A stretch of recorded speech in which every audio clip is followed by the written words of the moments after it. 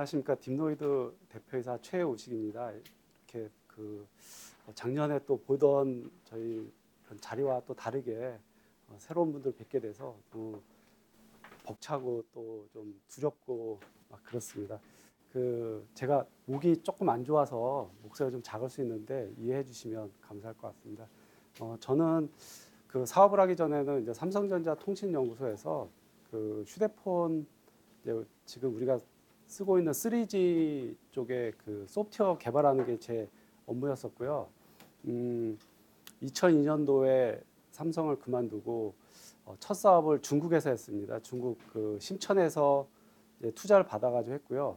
왜 심천에서 했냐면 중국이 2002년도에 WTO를 가입하면서 통신 시장이 이렇게 개방이 됐습니다. 그래서 우리나라 이제 SKT 같은 차이나 텔레콤이 있고, 그 다음에 KT 같은 차이나 유니콤 1위, 2위, 3위 사업자 해가지고 차이나 네콤 이렇게 있는데, 2위 사업자가 중국은 원래 이제 GSM이라고 해가지고 우리나라 CDM이랑 좀 다른 방식의 그런 네트워크 기반의 서비스를 하고 있었지만, 이제 통시장 개방이 되면서 3세대 같은 경우에는 이제 CDMA도 서비스를 하게 됐고, 그걸 기회라고 생각해서 이제 홍콩에서 투자를 그 당시에 좀 받고 심천에서 사업을 했습니다. 그때 같이 했던 파트너는 이제 하웨이고요. 하웨이가 이렇게 커질지 정말 몰랐습니다. 그때 하웨이는 심천에서 이제 시작이 됐고, 심천 외곽에 하웨이 연구소가 있는데, 제가 2002년도에 이제 하웨이 연구소를 갔다가 굉장히 충격을 먹었습니다. 삼성전자 수원 사업장보다 더 큰 연구소가 있고, 그 연구소에서 일하는 사람들이, 제가 삼성에 일할 때는 외국인이라고 하면 인도 CS 해가지고 인도 법인에 있는 이제 연구원들이 파견 나와서 하는 정도였는데, 그 당시에 이미 하웨이는 백인부터 해가지고 다양한 인종들이 연구를 하고 있었고, 기술에 대한 집요함이 굉장히 놀라웠었거든요. 그러더니 결국 이렇게 큰 회사가 됐고, 그리고 또 GT랑 같이 일을 했었고요. 왜 그때 이제 두 회사랑 같이 했냐면, NMT 450 해가지고 동유럽의 450메가 주파수 대역을 가지고 이제 아날로그 통신을 디지털로 넘어가는데, 그거를 CDMA 방식으로 서비스를 시작을 했고, 기지국 장비를 만들 수 있는 회사가 이제 하웨이하고 GT였습니다. 근데 단말기는 얘네들이 못 만들었기 때문에 이제 저희 회사랑 같이 하자고 해서 이제 단말기 만들어서, 그 당시에 이제 안테나가 주파수가 이렇게 대역이 낮다 보니까 안테나 길이가 한 이만큼 큰 이상한 하여튼 폰이었습니다. 그때 그게 계기가 돼가지고 제가 첫 사업을 했고요. 그래서 한 1년 반 정도 하다가 뭐 여러 가지 일로 이제 접고 들어왔고, 딥노이드는 이게 두 번째 회사입니다. 제가 2008년도 2월 달에 설립이 됐고, 주로 했던 일은 IoT, 그 당시에는 M2M이라고 했었고요. 머신 투 머신 해가지고 장비의 로그 데이터를 이제 1대1로 통신하는, 그러면서 데이터 받아가지고 분석하는 일을 주로 하다가 한 5, 6년 전에 IoT, 그 다음에 클라우드, 빅데이터 하면서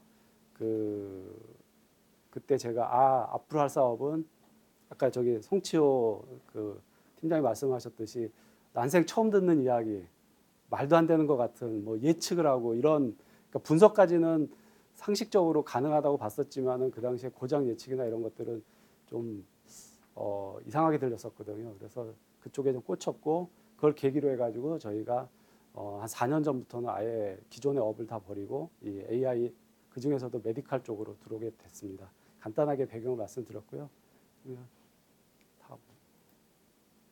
그래서 서두에 말씀드렸듯이 저희가 2016년도에 이제 의료 영상을 분석, 머신러닝, 딥러닝을 하려면 어떻게 될까 이제 고민하다가 이제 알게 된 거는, 이제 이렇게 물어물어 알게 된 거는 레이블링이 되게 중요하다 해서 레이블링을 어떻게 하는가 봤더니, 그 당시에 포토샵이나 이런 이제 그런 툴 가지고 이제 억지로 하고 있더라고요. 그래서 저희가 클라우드 기반으로, 이제 웹 기반으로 의료 영상, 이제 엑스레이 영상을 레이블링을 좀 편하게 할 수 있는 그런 툴을 만들자 해가지고 자비스라는 툴을 처음 만들었고요. 저걸 가지고 처음 시작한 거는 이제 서울대학교 치과 대학이랑 파노라마 영상 가지고 이제 이 치주 시스트 찾는 걸 처음 시작했습니다. 저희가 왜 치과를 했냐면 그 우리나라가 그 치과 의사들이 개업하는 그 비율이 되게 높고요. 그다음에 동네 치과를 가도 파노라마 영상 파노라마 엑스레이는 다 있습니다. 그래서 보급률이 한 98% 된다고 들었습니다. 그리고 그 일반 의료 같은 경우에는 전문이라는 게 있어서 일반이 그러니까 의대 6년을 졸업하고 나면은 또 한 6년 더 공부해서 전문의가 되는데 의료 같은 그 치과 같은 경우에는 전문의가 없습니다. 그냥 일반이들이 치대를 졸업하고 나면 개원을 하거나 뭐 그런 식으로 되어 있어서 전문적으로 영상을 볼 수 있는 그 치과 덴티스트들이 별로 없었습니다. 그래서 이게 되게 괜찮을 것 같다는 생각이 하나가 있었고요. 그다음에 또 의료기기는 대부분 유럽산이나 뭐 미국산이 이제 지멘스, 뭐 그 필립스, 뭐 도시바 뭐 이런 애들이 다 잡고 있는데 치과 의료기기는 바텍이나 이런 국내 이제 의료기기 회사들이 그 상당히 잘 만들고 있어가지고 그렇게 해서 시작이 됐습니다. 근데 이제 치과라는 거는 일반 의료에 비해서 많이 이제 시장이 작기 때문에 저희가 그 이후에 이제 연세대학교랑 같이 해서 그 척추 영상을 진단하는 그런 걸 시작을 했고요. 그 이후에도 되게 많은 이제 프로젝트를 진행하면서 이제 여러 가지 시행착오들을 많이 겪었습니다. 되게 비효율적인 부분, 그 다음에 그 비효율적인 부분이 뭘까라고 또 들어가 보면서 나름대로 이제 알게 된 부분들을 잘 정리해가지고 저희가 디파이라는 어떤 그 하나의 개방형 플랫폼을 생각하게 됐고 그거를 작년 봄 정도에 저희가 이제 1차 버전을 저희가 만들었습니다.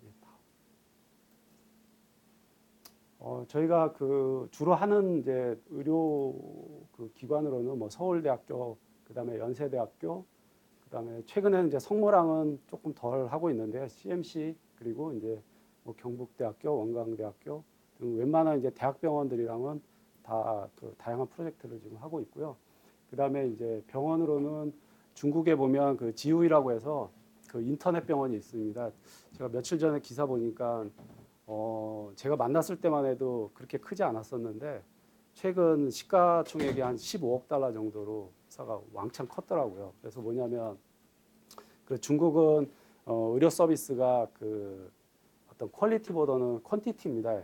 그러니까 수준은 되게 낮고 사람은 많고 그다음에 이제 그 의사 병원이 필요하기 때문에 이제 보통 이제 4년제 의대로 되어 있는 걸로 알고 있고요. 그러다 보니까 그 불신이 많습니다. 그래서 스마트폰 앱을 가지고 자기 질환을 거기다가 올리면 그 오프라인에 있는 병원들이 의사들이 다 그 자문을 하면서 뭐 이제 서비스하는 그런 형태의 인터넷 병원이라 보시면 될 것 같고요.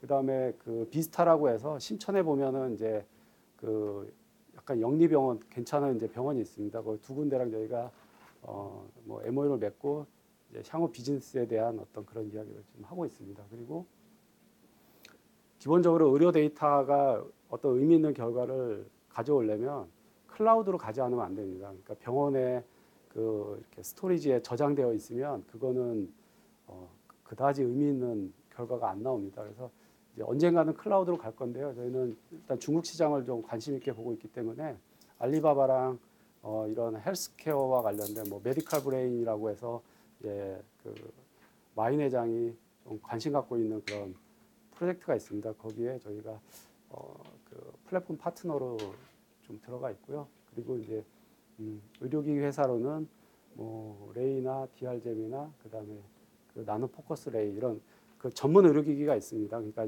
범용 의료기기는 아니고 특정 질환을 이제 진단을 목적으로 하는 의료기기 있는데 거기에 그 데이터를 저희가 이제 트레이닝을 시켜가지고 그 어떤 진단 보조할 수 있는 형식으로 같이 사업을 했으면 좋겠다 해서 뭐 MOU 맺고 계속 이야기를 진행 중에 있습니다.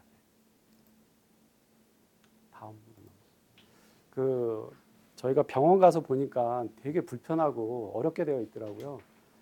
여기 그 4단계를 반드시 거쳐야 되는데 이거는 뭐 의료뿐만 아니고 모든 그 딥러닝은 다 저런 과정을 이제 일반적으로 거친다고 보시면 될 것 같습니다. 처음에는 첫 번째 단계로는 이제 데이터를 모아야 되고요. 그 모은 데이터를 가지고 이제 학습할 수 있는 뭐 레이블링, 그다음에 전처리 이런 것들이 필요하고, 그다음에 이게 끝나고 나면 이제 모델을 선정해서 트레이닝하는 게 필요하고, 그다음에 트레이닝이 잘 됐는지 밸리데이션하고 테스트하는 과정이 동일합니다. 동일한데 그 병원이라는 의료 데이터라는 특수성이 있어서 기본적으로 이제 그 개인 정보 뭐 이런 것들이 너무 크리티컬합니다. 그래서 의료 영상은 팍스에 있고, 팍스에는 다이컴이라는 형태로 각 모달리티별로 데이터들이 들어 있습니다. 그래서 모달리티라고 하면 뭐 엑스레이나 CT나 MR, 뭐 초음파 이런 걸 말하는데요. 그 엑스레이나 초음파는 2D 이미지고 CT, MR은 그 3D 3차원 이미지입니다. 그래서 그 모달리티가 되게 좀 다양하고요. 그리고 그 다이컴에는 환자 정보가 다 들어 있습니다. 그래서 그 환자 식별이 가능하기 때문에 이게 되게 좀 직접 다루기에는 굉장히 한계가 있습니다. 그러다 보니까 그 팍스에서 병변을 찾아내고 그 병변 데이터에서 이미지만 추출하고 그 이미지만 익명화해서 따로 모아놓고 그런 작업이 되게 어렵습니다. 그리고 팍스에는 이런 그 검색하는 기능이 잘 되어 있지 않습니다. 판독문으로 원래 검색을 해야 되는데 실제 의료 현장에 가면 굉장히 바쁘고, 그렇기 때문에 대충 쌓아놓고 나중에 한꺼번에 판독을 한다던가 판독문을 단다던가 이러다 보니까 판독문의 내용하고 실제 병변하고는 일치하지 않는 경우가 많습니다. 그래서 판독문을 가지고 검색을 하고 실제 병변을 일일이 다 그 눈으로 확인해서 데이터를 이제 선별해야 되고요. 그리고 나면은 이 모은 데이터를 가지고 이제 또 다른 PC로 서버로 가서 그 서버에다 넣고 또 그 레이블링 툴을 이렇게 동작을 시켜서 그 한 땀 한 땀 레이블링을 해야 됩니다. 그래서 뭐 이렇게 바운딩 박스를 그릴 수도 있고 정확하게 그 영역에 대해서 세그멘테이션을 해야 되는 경우도 있고 그럽니다. 근데 이게 그 의사분들이 해야 되기 때문에 쉽지 않습니다. 그래서 MR 같은 경우에는 제대로 병변을 레이블링 하려면 한 10분 정도, 뭐 길게는 한 15분까지 걸립니다. 그 MR을 하나 찍으면은 사진이 한 250장 정도 되는데 그 한 장 한 장 한 장에 다 그려줘야 되거든요. 그러다 보니까 그 한 1000케이스를 하려고 하면은 이게 그 실제로 쉽지가 않은 그런 되게 어려운 점이 있습니다.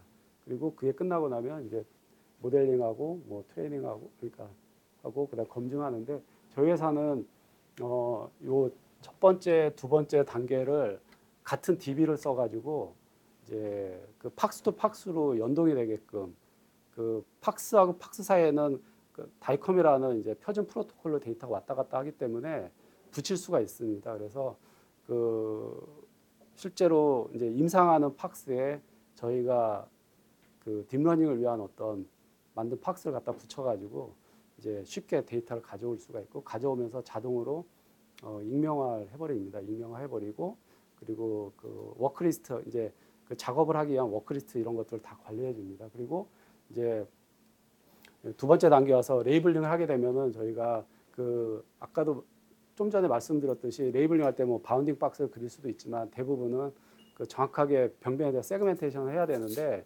이거를 하나하나 그리기엔 되게 어렵기 때문에 저희가 이제 그 몇 가지 알고리즘을 이용해서 우리 포토샵에 보면은 뭐 특정 영역에다가 이렇게 색깔을 확 칠하는 기능이 있듯이 그 병변의 종류나 어떤 형태나 이런 거에 따라서 저희가 좀 더 효율적으로 그래서 그 효율성을 확 끌어올리면 아까 한 케이스 하는데 한 10분 정도 걸린다고 말씀드렸는데 한 1분, 2분 안에도 할 수가 있습니다. 그래서 그 몇 가지 이제 알고리즘을 써서 되게 효율성을 끌어올렸고 그 레이블링된 데이터하고 그다음에 실제 영상 데이터하고 저희가 구분해서 잘 표준 포맷으로 저장을 하기 때문에 다른 데서 이걸 또 활용하기도 좀 용이하게끔 그렇게 되어 있습니다. 그리고 그 다음으로는 이제 학습 모델을 그 선정하고 이제 트레이닝을 시켜야 되는데 의료 영상에서 주로 사용되는 그 알고리즘이 몇 개로 정해져 있습니다. 여러 가지 쓰고 싶어도 효율적이가 않고 보통 뭐 유넷이나 몇 개 딱 정해져 있는데 그걸 가지고 저희가 약간의 이제 프리 트레이닝을 시켜서 그 일선에 있는 의사 선생님들이 딥러닝에 대해서 뭐 파이썬이나 이런 것들을 직접 코딩을 못 하시더라도 그걸 GUI적으로 저희가 제공을 해가지고 하이퍼 파라메터라든가 몇 가지 이렇게 마우스로 클릭을 하면서 좀 해볼 수 있게끔 그런 것들이 그 저희 디파이라는 플랫폼에 좀 그 내장이 되어 있고요. 그다음에 이제 끝나고 나면은 이제 이건 의료 영상이기 때문에 그 정확도나 이런 것들을 그 에비던스 베이스도 그러니까 어떤 그 근거 기반으로 가야 됩니다. 그래서 통계 기법을 쓰는데 그 통계와 관련된 어떤 툴들을 제공을 합니다. 그래서 원래는 이제 이런 임상을 하게 되면은 통계학자가 또 따로 있고 의료 통계학자가 따로 있고 뭐 이렇게 좀 나눠져 있습니다. 그래서 이게 한 개의 의료기기 허가받는데 굉장히 어렵고 돈도 많이 들어갑니다. 시간도 많이 걸리고. 그래서 그런 것들을 최대한 효율적으로 가자. 이게 연구가 아니고 비즈니스는 결국 효율성의 그러니까 코스트 펑션을 찾는 게 가장 중요하다고 보거든요. 아주 좋은 성능을 끌어내는 것도 중요하지만 보편적이면서 아주 싸게 빨리 할 수 있는 게 되게 중요하다고 봐서 저희가 이제 그런 거에 1단계로 좀 중점을 가지고 그 저희 플랫폼을 만들었습니다. 그래서 물리적으로 보면은 이제 여기 그 스토리지가 있습니다. 그래서 의료 영상은 CT나 MR 같은 경우에는 뭐 한 케이스당 뭐 몇백 메가 이렇게 데이터 용량이 크기 때문에 그 데이터 영상을 잘 관리하는 이제 스토리지가 있고, 그다음에 레이블링된 데이터를 따로 보관하는 이제 서버가 있고, 그리고 이제 GPU 서버로 구성이 되어 있습니다. 그래서 하드웨어 물리적으로는 이렇게 구성이 되어 있고요. 그다음에 이제 그 일을 하면서 이렇게 느낀 건데, 의사 선생님을 두 분류로 나누라고 하면은 이제 연구나 명예를 중시하시는 선생님이 계시고, 그다음에 실제로 환자 임상을 하는 선생님이 이렇게 나눠집니다. 그래서 그 앞에 말씀드린 의사 선생님들은 대부분 대학병원에 계시고, 그다음에 이제 그 임상을 하시는 분들은 로컬에 계신 의사 선생님이라고 볼 수 있습니다. 그래서 여기 그 이제 두 분의 영상학과 의사 선생님이 계신데 두 파트가 있는데, 이제 여기 이쪽에 계신 분은 연구를 주로 하시는 이제 대학병원에 계신 선생님들이고요.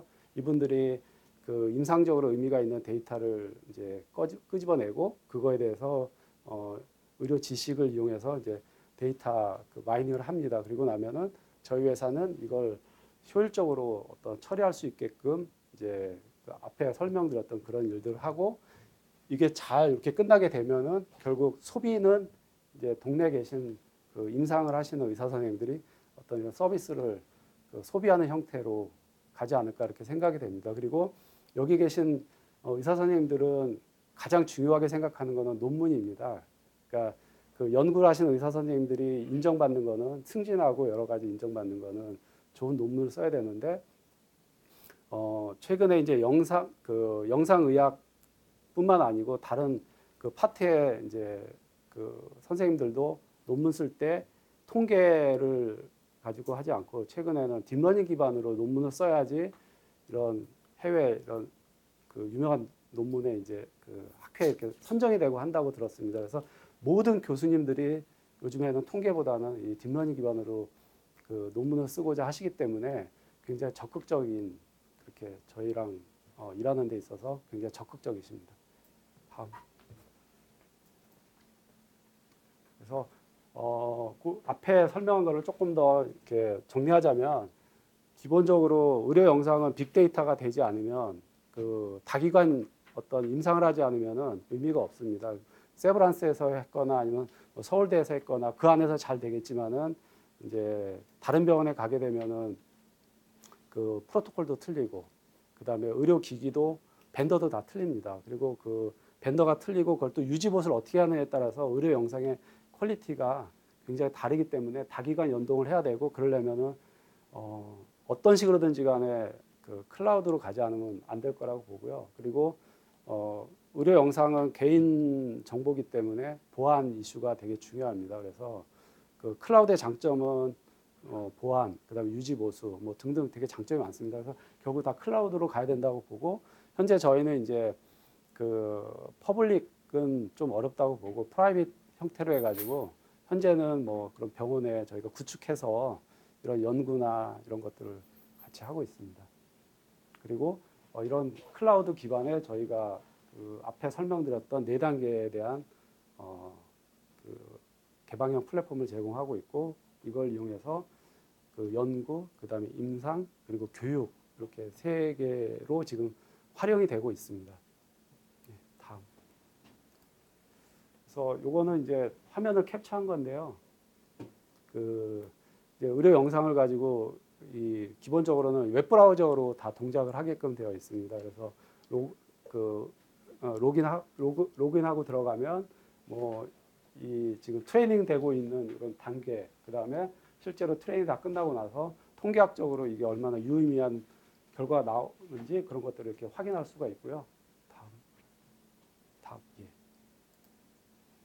그리고 요거는 이제 레이블링 하는 거, 여기 어두워서 잘 안 보이는데 여기 의료 영상에 대해 레이블링 하는 그 툴 화면이고요. 요거는 이제 최종 결과가 어떻게 나왔는지에 대한 걸 보여주고 있습니다. 그리고 요거는 이제 실제 DB 의료 영상이 어떻게 들어가 있고 뭐 어떤 상태다 하는 것들을 이렇게 관리할 수 있는 그런 화면 구성입니다.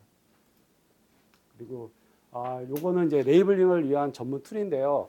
그 의료 영상은 2D 이미지도 있지만 3D 이미지가 더 중요합니다. 그래서 이제 2D 이미지 같은 경우는 대표적인 게 엑스레이인데 엑스레이는 가장 기본적인 영상이고 엑스레이로 확진하지는 않습니다.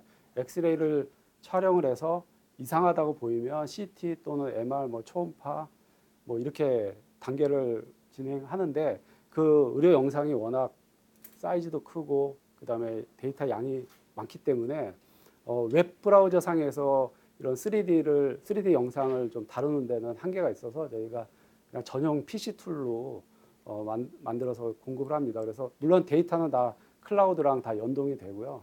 그래서 여기 보시면은 이제 그 워크리스트 해가지고 실제 의사들이 레이블링 해야 될 어떤 그 목차가 들어가 있고요. 그다음에 여기는 이제 실제로 레이블링을 어떻게 하면 효율적으로 할 수 있는지 그 의사들은 여기 뭐 서지컬, 코로나, 액션 해가지고 이렇게 세 가지, 그러니까 위에서 보고 옆에서 보고 그다음에 정면에서 보고 이렇게 세 가지 면을 가지고 이제 진단하는데 저희가 요 세 면에다가 이렇게 병변을 그리게 되면 나머지 면에 이렇게 자동으로 이제 그 세그멘테이션이 되는 뭐 그런 기술들을 가지고 있습니다. 그래서 그렇게 하거나 아니면 리전 그래밍 해가지고 경계가 명확할 때는 그냥 마우스로 이렇게 탁 클릭하면 자동으로 병변이 이제 그 레이블링이 되고 실제로 이제 3차원으로 잘 되었는지를 이렇게 확인해 볼 수가 있습니다. 그리고 각종 이렇게 툴바들이 이렇게 있고요. 네, 다음. 그리고 저희가 그 다양한 연구를 하고 있지만은 이제 그 식약처 허가를 준비하고 있는 품목으로는 이제 그 뇌 영상 가지고 에너리즘이라고 해서 그 뇌 동맥에 보면 이렇게 혈관이 부풀었다가 이게 어느 순간에 이제 빵 터지게 되면은 거의 50% 이상은 사망이라고 들었습니다. 그래서 최근에 그 MR 같은 경우에는 보험이 적용이 돼서 환자 부담이 한 10만 원 정도면 찍는 걸로 알고 있습니다. 그래서 이제 볼 수 있는 건 혈관 질환, 혈관과 관련된 건데 그 중에 이제 대표적인 게 그 에너지움이고 이거는 저희가 분당 서울대학교하고 연세 세브란스 두 개 기관 데이터를 가지고 지금 그 개발을 끝냈고 식약처 이제 임상 시험 준비 중에 있습니다. 다음. 그리고 이제 가장 많은 질환 중에 그 심평원 들어가 보시면은 확인하실 수 있는데 근골격 질환이 케이스가 가장 많습니다. 그리고 근골격 질환 같은 경우에는 동네 1차, 2차, 3차 병원에서 주로 진단을 하게 되는데 동네 병원에는 영상학과 의사가 거의 없습니다. 그래서 정형외과 이제 선생님들이 영상도 같이 보는데 그거는 좀 전문성이 떨어집니다. 그리고 국내 이제 그 영상학과 전문의는 3,000분 정도 계십니다. 그리고 대부분 대학병원, 그다음에 수도권에 있는 종합병원에 있어서 그 1차, 2차, 3차 병원에서 진단이 잘 안 되기 때문에 우리가 사진 찍고 나면 한 3일 있다 오세요 하는 게 판독을 외주 주는 경우, 그러니까 피 검사, 그다음에 뭐 조직 검사 이런 영상 판독 같은 경우에는 상당 부분이 외주를 줍니다. 그래서 전문 병원에 보내서 판독 외주를 하게끔 되어 있는데 이 근골격이 굉장히 많은 질환이고 저희가 그래서 이 척추 질환 중에 압박골절이라고 있습니다. 그래서 이게 골다공증이나 교통사고나 뭐 이런 그 케이스에 흔하게 오는 질환입니다. 그래서 압박골절을 지금 그 세브란스랑 해서 지금 임상 시험 중에 있고요. 뭐 상반기 중에 이제 허가가 나올 것 같습니다.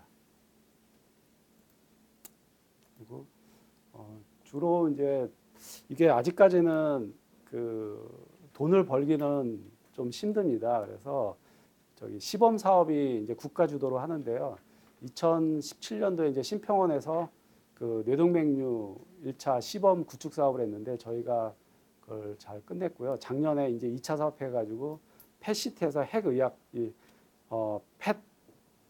핵 영상 가지고 이 그 폐암 진단하는 그 두 번째 사업을 저희가 잘 끝냈습니다. 그리고 올해로는 그 신평원에 이제 의료 영상을 작년 초부터 그 병원에서 이렇게 모으고 있는데 그게 분류가 잘 안 됩니다. 그래서 데이터 의료 영상을 잘 분류할 수 있는 사업을 그 신평원이랑 같이 준비하고 있고 아마 6월부터 시작이 될 것 같습니다. 사업비는 하나당 한 6억에서 7억 정도 한다고 보시면 될 것 같습니다.